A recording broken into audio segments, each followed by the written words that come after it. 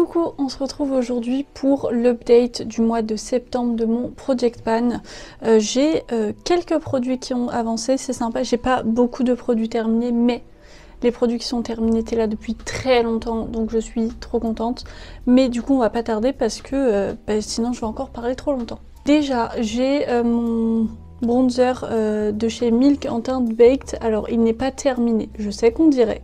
Et c'est normal qu'on dirait puisque il n'y a plus rien à l'intérieur, enfin sauf les bords, mais je l'ai raclé au maximum puisque je vous avais dit la dernière fois, en fait le packaging est cassé et le fait qu'il y ait une tige à l'intérieur fait que c'était compliqué de venir prélever avec mon pinceau directement à l'intérieur. Du coup je l'ai rempoté à l'intérieur de mon Cheeks Out de chez Fenty que j'avais terminé du coup le mois dernier d'ailleurs. Et donc voilà ce qu'il me reste. Il me reste pas grand chose. Je suis très étonnée honnêtement de la quantité puisque entre celui-là et celui-là il n'y a pas 1 gramme de différence, clairement pas. Et pourtant j'ai l'impression que c'est descendu très vite, donc à voir. Peut-être que la couleur est en effet un peu moins pigmentée, du coup j'en utilise plus sans forcément m'en rendre compte, mais je suis quand même étonnée. Écoutez, c'est pas plus mal, au moins le Project Pan il avance plus rapidement. Ensuite, là, un vrai produit du coup de chez Fenty dans les Cheeks Out. Donc j'avais le 02 Butter Biscuit, le bronzer que j'ai terminé, mais j'ai aussi le 01 Amber qui est donc la teinte de contouring de la marque. Et en fait, j'ai recommencé à m'en servir puisque en fait je l'ai. J'ai très envie d'apprendre en fait à vraiment bien faire un vrai contouring.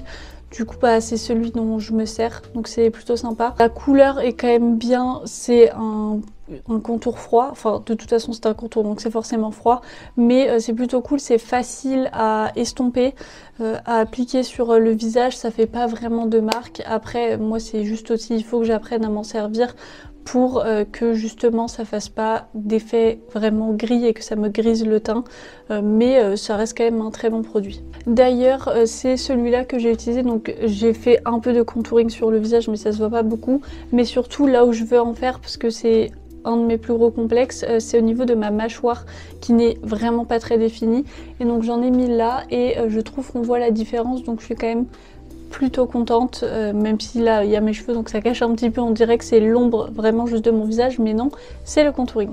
Et dernier produit crème, donc c'est de chez Liss dans les Satin Matte Cream Blush en teinte Inspire, qui est donc celui-ci. Il fait un petit peu étrange là comme ça, mais en fait c'est parce que j'avais plus rien au centre et j'avais juste les contours. Du coup ce côté-là et ce côté-là je les ai raclés pour les remettre au centre. Comme ça du coup je m'en sers mieux, et quand j'aurai terminé ce qui est au centre je viendrai faire pareil avec cette partie-ci et au moins il sera complètement terminé. C'est devenu plus compliqué de l'utiliser honnêtement depuis que je fais ça, donc il faut que je fasse attention puisque j'y vais à l'éponge, et donc si j'appuie trop comme je pouvais le faire avant avec la texture classique où ça me prélevait une quantité normale, là maintenant je pourrais me retrouver avec tout sur l'éponge, sauf que même si c'est une couleur qui va bien à ma carnation claire, faut quand même pas que j'abuse non plus sur la quantité. Ensuite au niveau des produits teints mais version poudre, déjà je vais avoir ma palette Zoeva, donc la Cocoa Blend, donc qui était une palette d'highlighter, donc celui-ci était déjà terminé et j'ai bien avancé celui-là. Comme vous pouvez le voir il reste principalement les contours. Je vais essayer de le rempoter aussi je pense, puisque je vois la différence sur mon utilisation, sur ce que j'en fais. Je vois que ça part beaucoup plus vite parce que forcément on en prélève moins quand c'est sur les contours plutôt que quand on peut y aller au milieu. Donc je vais faire ça et puis j'espère pouvoir la terminer plutôt rapidement. Autre palette highlighter, donc c'est la Sleek, la Distorted Dreams, la numéro 10-30, et donc je me concentre sur cet highlighter-ci. Celui-là pour l'instant de toute façon il est trop foncé, je verrai ce que j'en fais. Je pense qu'il sera pour les yeux, mais je sais pas si vous verrez en soi, si je me rapproche, on voit qu'il y a un creux qui commence à se faire. Donc je suis très contente. Alors c'est un highlighter ultra intense. C'est cool puisque moi qui viens de sortir justement de la palette Love You So Mochi de NYX, je pense que j'aurais trouvé ça un petit peu fade d'avoir un highlighter plus classique.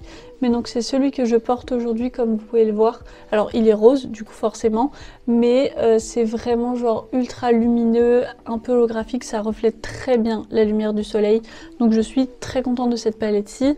Et surtout aussi le produit au premier abord je trouvais faisait assez poudreux, un peu épais. J'avais peur que ça marque ma texture de peau, en tout cas que ça fasse vraiment un effet matière, et pas du tout.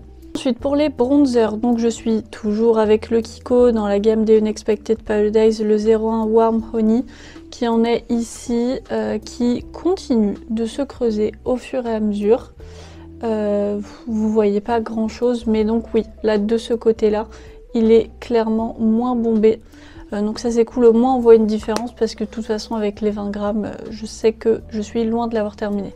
Le dernier produit teint dans ma palette de chez MAC, donc ce blush-ci qui est le Flower Power, donc qui en est toujours au même point depuis des mois et des mois. Il y a un côté qui se creuse, l'autre pas forcément, mais je suis toujours pas au pan, donc écoutez, je sais pas quoi faire. Ensuite on va pouvoir passer aux yeux et donc on est toujours à chaque fois sur les mêmes produits. Donc j'ai l'eyeliner de chez Gosh, le Extreme en teinte 04 Silver. Alors là on dirait que c'est plus bas que là où j'ai fait mon trait, mais en fait il a été couché. Donc je l'avais fait avant heureusement, mais donc il continue d'être utilisé, il continue de descendre. J'en suis toujours pas fan, mais écoutez je l'ai donc je m'en sers. Et ensuite donc mon mini crayon de chez Sephora en teinte 03 Deep Brown. Voilà ce qu'il en reste. J'ai toujours espoir qu'on le termine bientôt. Il est pas mal en plus, c'est ça le pire, mais c'est juste que c'est moi qui me sers pas de crayon pour les yeux. On va finir avec la catégorie lèvres. Et là donc j'ai mon baume à lèvres de chez Inuit en teinte B27 qui en est là. Donc il a avancé par rapport au mois dernier, j'essaye de m'en servir, mais voilà, il est toujours mal en point vu qu'il avait pris un coup de chaud, donc c'est compliqué de l'utiliser. Je le mets vraiment chez moi parce que moi je sais que je prends pas de risque, mais du coup bah on verra quand il sera terminé, mais c'est sûr que ce sera pas encore le mois prochain. Je suis très contente puisque il est terminé. Enfin, mon mini lipstick de chez NYX en teinte Sugar Mama qui est complètement terminé. Là donc en fait il en reste à l'intérieur mais je me racle avec le plastique autour. Du coup clairement non. Mais je suis trop contente, c'est des rouges à lèvres que j'aime beaucoup. Pour des mats ils sont quand même bien confortables même si j'ai toujours tendance à mettre un gloss par dessus, mais on sent quand même la différence quand un rouge à lèvres est très asséchant ou non. Là c'est vraiment pas le cas, donc c'est très cool. La couleur était très sympa, je pouvais la mettre vraiment tous les jours. Pour ça aussi que j'ai réussi à le terminer. Aussi je suis trop contente puisque j'ai également terminé mon rouge à lèvres Yves Rocher, donc le 156 mat. Bon alors c'est hyper crade du coup autour, pareil là en fait ce qui reste c'est avec le plastique, donc j'ai les lèvres qui raclent, mais je ne pensais pas le terminer. Mais en fait ce que j'ai fait c'est que au départ je me suis concentrée sur celui-ci parce que c'était ma priorité, il s'est terminé très vite et après je n'ai mis plus que ça. Du coup bah il s'est terminé plutôt vite aussi, enfin alors je l'ai terminé il y a vraiment pas très longtemps, mais je pensais pas le descendre aussi rapidement, donc je suis très contente. Celui-ci par contre du coup comparé au NYX est plus asséchant, c'est pas les pires, mais pareil quand je mets pas de gloss par dessus, par contre là en fin de journée ça peut être assez inconfortable. Si vous avez les lèvres qui ont tendance à avoir des petites ridules ou des petites stries ou des zones de sécheresse assez facilement, je suis pas sûre que les Yves Rocher conviennent. Et du coup je l'ai remplacé uniquement par un produit dans le Project Pan. En fait j'ai un autre rouge à lèvres que je mets un peu plus quotidiennement qui est très proche de celui-ci, qui est dans la même gamme aussi d'ailleurs, mais qui n'est pas dans le Project Pan, donc vous ne le verrez pas dans cette vidéo-ci. Mais je l'ai remplacé par aussi de chez NYX dans la même gamme, le Diamond Lust qui donc là est une couleur beaucoup plus foncée, donc qui est un violet rouge foncé. Il en reste encore pas mal, mais c'est des mini lipsticks. J'ai bon espoir que comme c'est une couleur plus foncée, je sais que enfin c'est toujours le cas, mais j'en mets un peu plus parce que il faut que la couleur soit bien opaque, homogène, donc il faut que j'en applique un peu plus pour avoir et être sûre d'avoir ce rendu là. Donc on verra du coup si c'est le cas. En attendant, on verra de toute façon le mois prochain comment je l'avance, mais je suis pas sûre de réussir à avancer aussi rapidement une couleur beaucoup plus foncée comme ça parce que je sais que je vais moins pouvoir la mettre tous les jours. Et voilà, cette vidéo est maintenant terminée. Je ne suis honnêtement pas sûre de pouvoir terminer quelque chose le mois prochain.